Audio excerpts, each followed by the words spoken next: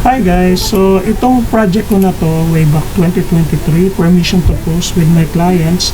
So bago ako pumunta sa Canada, nangongontrata ako to build the houses and apartments especially sa Pilipinas. At the same time, tumatanggap din ako ng design and engineering services. So eto, ipino-provide ko sa kanila yung perspective, meaning ano yung itsura ng plano or ano ang itsura ng bahay na itatayo. So, requirements to, lalo na sa pag-apply ng building permits.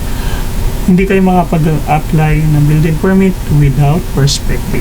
So, in my case, i-provide ko sa client ko yung perspective ng bahay niya, yung front view, ano itsura ng front ng bahay niya. Pag tinignan niyo sa left or right view, and sa likod or rear. From your calendar, And then, sleeping starts in 15 minutes. And then also, provided ko din dapat or ipo-provide dapat sa inyo sa From your services calendar, yung sleeping starts in 15 minutes. alright. So, provided din dapat yung site development plan. So, ibig sabihin yan, ipapakita dito sa site development plan kung asan yung location ng itatayong building o lupa o bahay. So, ang ano namin dito, kaya humihingi kami ng kopya ng title ng lupa. Importante talaga sa amin to. And hindi rin kami makapag-apply ng building permit without this site development plan. Pangatlo is yung ground floor or yung floor plan. Okay, so kailangan ma-present namin sa inyo ano itsura ng floor plan. No? Ano yung plano? Yan na yun. Ano yung gagawin sa bahay or sa lupa. Tapos, ano ko na lang to, parang added na lang sa services ko na kaya kong gumawa ng mga 3D modeling. So, i-present ko din sa client ko yung 3D view ng floor plan. So, makikita nyo na dyan sa 3D view na, ito pala itsura ng hindi na mahihirapan pa yung client na mag-visual or yung magtatayo ng bahay or ng plano na ano ba itsura nitong floor plan na to. Kasi hindi lahat naman talaga is kayang umintindi ng plano, no? So, kailangan natin gawa ng way na mas maintindihan ng babasa ng plano. So, yan. Minsan provide ko din, hindi naman kadalasan, night view. So, ano itsura ng project or ng bahay kapag gabi para ma-showcase yung location ng mga lights, mga ilaw, ano itsura ng bahay pag gabi, no? So, option na lang ng designer yan kung ipapakita or ni-request ng client, pero minsan may extra charge yan sa mga designer. Another set of plans or another set of drawings na ini-include ko kapag nag-provide ako ng services ko sa design is yung interior design.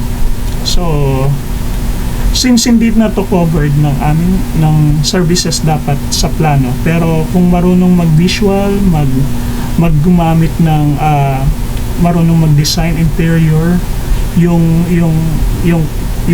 designer is napakagandang advantage to sa mga client. So, hindi na kayo manghuhula ano kulay ng tiles, ano kulay ng wall, ano finishing. So, yan. So, provide ko din to sa client ko. Ito yung dapat na tiles na gamitin nyo. Ito yung color.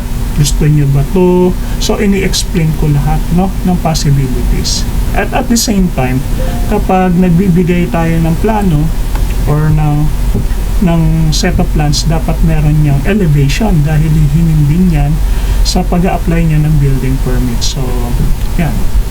May elevation view ng front view, side view, rear view. So, yan. Ano pa ang mga inclusions ng plano? Makikita nyo din dyan dapat yung section view. Ano naman makikita sa section view?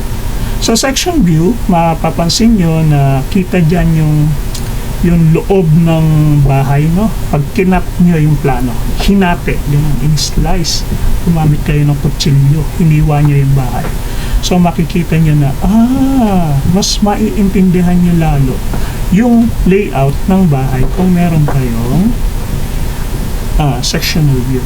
And most of the time, kasama dapat talaga yan sa planning, no? Isa pa nakasama dapat sa plano ay schedule of doors and windows. So, yeah, importante ito. Anong window? W1, W2, W3. But ito ang pinaka-sensitive pagdating sa akin, ang structural design, structural or civil engineering design. So dito makikita yung dami ng bakal, lalim ng pundasyon, laki ng poste, laki ng biga, anong thickness ng lahat ng tungkol sa pagpapatibay, no? Dahil ito talaga yung trabaho ng isang civil or structural engineer. Andito din yung computation ng bakal, yung process, anong klaseng bakal ang gagamitin sa bubong. So, it's all on details, no? Dapat talaga detalyado lahat yun.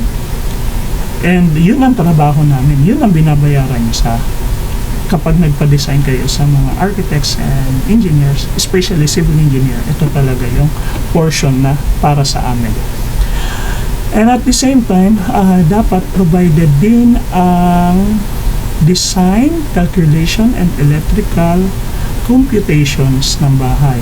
So, nandito yung bilang ng mga heater, ng mga outlet, ng mga ilaw, layout ng panel board, gano'ng karaming loads ang kakargahin, anong wiring ang gagamitin, at ang pinakahuli, mostly, ay ang plumbing, sanitary, water layout.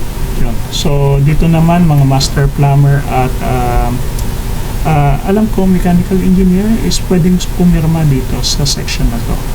So, again, dapat pag magpapagawa kayo ng plano, ay suriin nyo mabuti na dapat itong set of plans na to ay kompleto na ma-deliver sa inyo, dahil kung hindi ito makaka-proceed na mag-apply sa building permit. And isa pang pahabol nowadays, kapag 2-story ang bahay nyo, ay hinihingan na ngayon ng structural analysis, which is another part of our work na binabayaran yung separately. So yun lang po, thank you for watching, and I'm glad to share again all my experiences and my projects sa inyo. And then I'm gonna upload some of my renders also. So I hope you like it. Please follow, subscribe, comment, at kung ano yung nakita nyong mali, well, thank you sa pag-correct.